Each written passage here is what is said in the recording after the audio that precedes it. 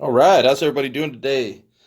It's a beautiful day here in San Diego, California, and I just wanted to do this little video for you guys. This is Lux Locks number 3. So thanks for checking it out. Hope you checked out the other videos so far.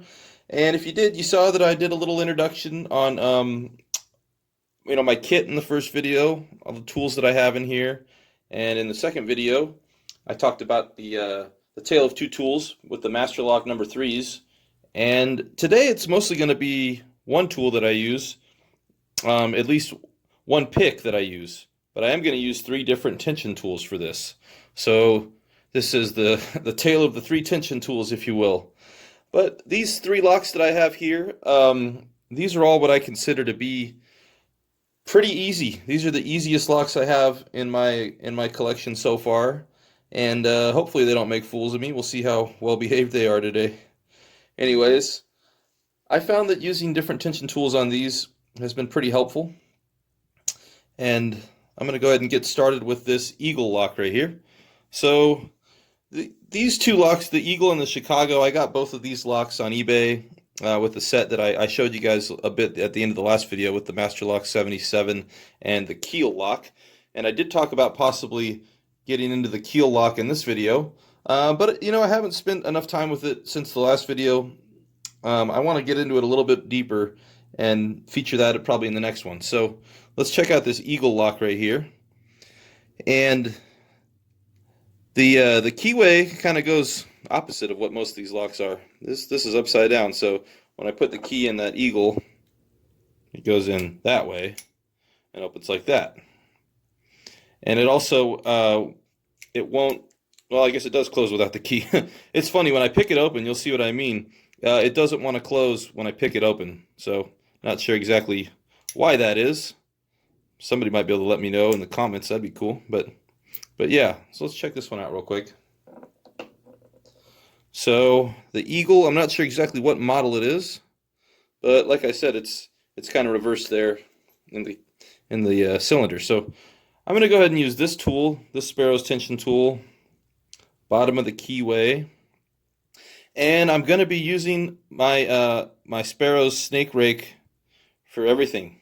If anything gives me any trouble, I've got some other tools here that I could possibly try. The city rake, the little curved half diamond. This is the deep hook that I like, and then that's that curved half diamond over there. So all right, let's give these things a try and see how easy they are today. Hopefully pretty easy. Well, hopefully for me, but not if you need to secure something. Then it wouldn't be a very happy day if they are a little too easy. But these are old locks, and I don't know if they're considered high security at all when they were made, but I kind of doubt it. So here we go. That opened up pretty quick. This one's kind of like, you can see the finish is kind of falling apart on there. When I restored this lock, the Chicago, a whole bunch of locks. I'll show some pictures of that. I don't really know much about restoring locks, honestly. But the reason I started getting into it a little bit was when I wanted to clean up my Yale lock. And my Yale lock was filthy, and I started reading online, use vinegar to remove the rust. So I started soaking a lot of these locks that I'd get on eBay in vinegar, but it really ate away on the finish of some of these. You can see this one, it's kind of even flaking away. So kind of a mess. I probably shouldn't have used vinegar on it, or maybe I just did it for too long. I tried them in there for about 4 or 5 days soaking, and that might have just been a little too much. But I'm pretty new to this, so I'm still trying to get used to the tricks. Let's see if this one will close for me. Yeah, that's what I was talking about. It doesn't want to close after it's been picked, and I can't just turn the cylinder with the tension tool. I gotta take that and take the key. You don't have to even get the key in all the way, but there you go. That one, go ahead, and that one closes up like that. All right, let's go on to the next one. This is this Chicago lock, Chicago Lock Co., Chicago, Illinois, made in USA. How about that? Illinois, America. So this one also, the finish came off quite a bit with that vinegar. So it's got a real rustic look to it now. This is probably the least secure lock that I own, I would say. Except for, as far as picking it goes, it does have kind of a trick that makes it a little difficult. But you could smash that thing with a hammer, no problem. It's not very thick, and you can see how it's kind of put together. You might even be able to pry it apart with something. But I wouldn't call it very high security. The pins in it, they are really big, kind of interesting. So opens like that. It does take a bit of a twist to turn this thing. The locking mechanism, I'm guessing it opens on that side because I don't know if you can see inside this hole very well, but I don't see anything that really moves with that key in there when you turn it. So very interesting. Not exactly sure how it works altogether, but yeah, it's really big pins. And this is I'm guessing this is a 3-pin lock. That's what I think it is. I hope you can see it, but it looks like with that key, it looks like a 3-pin lock to me.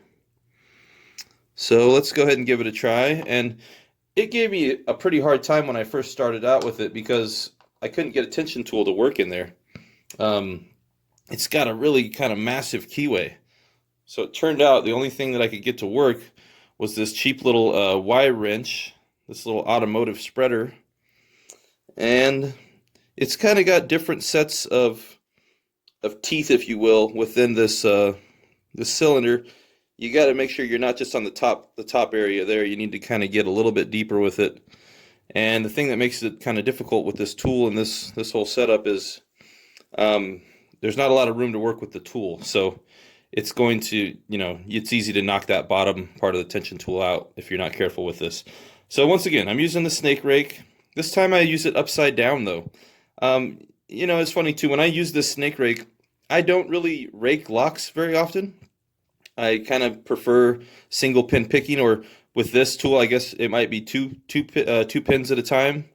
But yeah, I like to use this tool upside down sometimes, so I find it's a pretty useful tool all around. I got a little twist already. If you get this one right, it's really, really easy. We'll see how well behaved it is though. So see, really big giant pin. I bet you as soon as I get that first pin up, no, not quite. What else we got? It's there we go. So there's the Chicago. And like I said, if you don't have the right tool, it's kind of a difficult one because I tried doing it before with even 2 tension tools in there just to try to fill it up. But that's not really an optimal way to do it. Harder to control, and this seems to be the answer right there. So, all right, there's the Chicago, and now this Kingman. I'm sorry, nudge that camera there. Hopefully it's okay.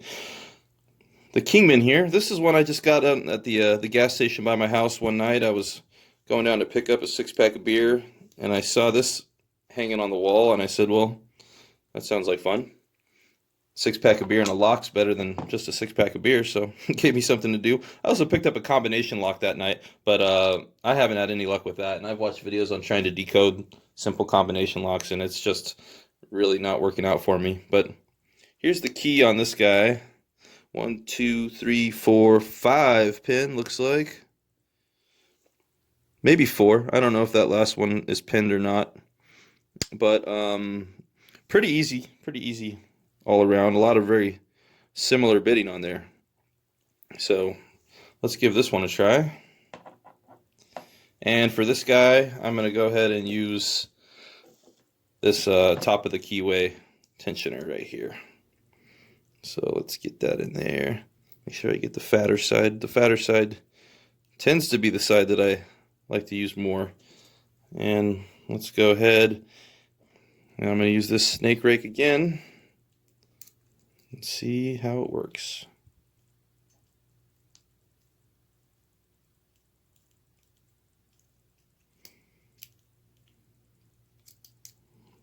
Come on now. Not feeling a whole lot of anything going on. Let's try flipping it. There we go. Oh, man, I think I had it, but tensioner fell out. Let's try that again. All right, try to keep a little bit of tighter tension on there.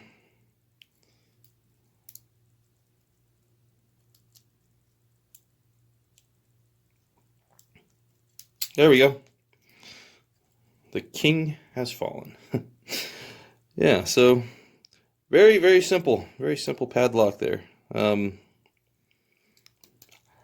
Looks like it's painted to look like brass, but I don't know what it's made of. Anyways, there's that one. I like to keep these paper, well, these are napkins, paper napkins in here, especially when I'm working on these locks right now. These ones I had, talked about restoring a little bit, and after I soaked them in the vinegar, I gave them a good douse of WD-40, let them chill with that WD for a bit, and that kind of tends to make them a little bit dirty. So if you see, I got some of that WD-40 on my hands. It's kind of drying up by now, but when I was getting ready for this video, I ran through all these locks a couple of times, and yeah, they get a little bit dirty with all that WD-40. But anyways, guys, I just wanted to go through these and show you the easy locks. All right, so thanks again, everybody, for joining me in this video today, and I just wanted to do a little recap of what I've done so far. In the last video, we did the two Master Lock number 3s.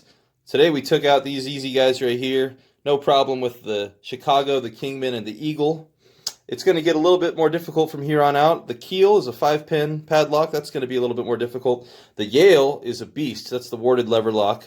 And I already did the Royal, but I'll recap on that one. The Royal is one of my favorite locks just to open up when I'm feeling like I'm really bad at this. I could just be sitting there having trouble with any one of these locks on any given day, and I just get out the little warded pick set I have and pop that Royal open and feel like, yeah, all right, man, you know what you're doing. So that's a confidence booster right there. I think it's always good to have a couple locks like that around. That's the easiest possible lock. I mean, if you know anything about warded locks, that's the easy one. It makes all these things look like an Abus or something like that. But yeah, the the Yale warded lever lock, that's going to be a difficult one. I hope that video doesn't take more than 10 minutes or so, because that's a difficult lock. The Magnum, that nasty bitting, interesting to see how that one's going to go. It might be as hard as the Yale. It might be a little bit harder, but it's going to be a challenging lock, that's for sure. And the Master Lock 77, I still haven't been able to open that thing up yet. I don't know exactly what the deal is. It's an old lock. The mechanism is a bit messed up in there, but it does open, so I'm sure I'll finally get it someday, but it hasn't happened yet. And then I'll obviously be working into the Sparrows progressive set. And I put the keys in them this time so you could see. If you have the Sparrows reload kit, you'll recognize the black key and the green key. I have the black one in 3 and the green one in 2.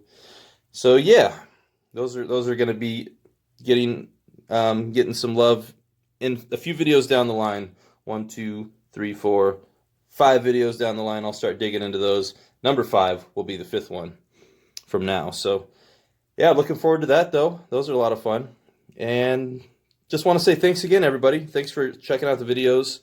And I'm really enjoying this, enjoying making these. I learn something every time I make a video. I really appreciate everybody's videos I've been seeing on YouTube or on Reddit. And it's just been nice to learn from you guys and to try to help grow this community. I think it's a really cool community. So thanks a lot, everybody, for sharing and for being so nice, especially on Reddit, in the locksmithing sub, or sorry, lockpicking sub. I haven't messed around in the locksmithing sub too much, but the lockpicking sub has been really nice. Everybody's been real kind, and on Reddit, that means a lot, because some of the most horrible people in the world seem to live on Reddit. I don't know what it is, but it kind of seems to bring out the worst in some people, but that's been really nice in the lockpicking sub, so that's really a positive reinforcement, so appreciate you guys. Anyways, hope you like this video. Check out the other videos if you like it. Go ahead and subscribe if you really like it. You can check out anything I put out. I'm trying to do about 2 of these a week right now. That's my goal. Everyone, I want to say also have a great 4th of July weekend. I'm going to be heading out camping with some friends over the weekend, so this will be the last video for this week.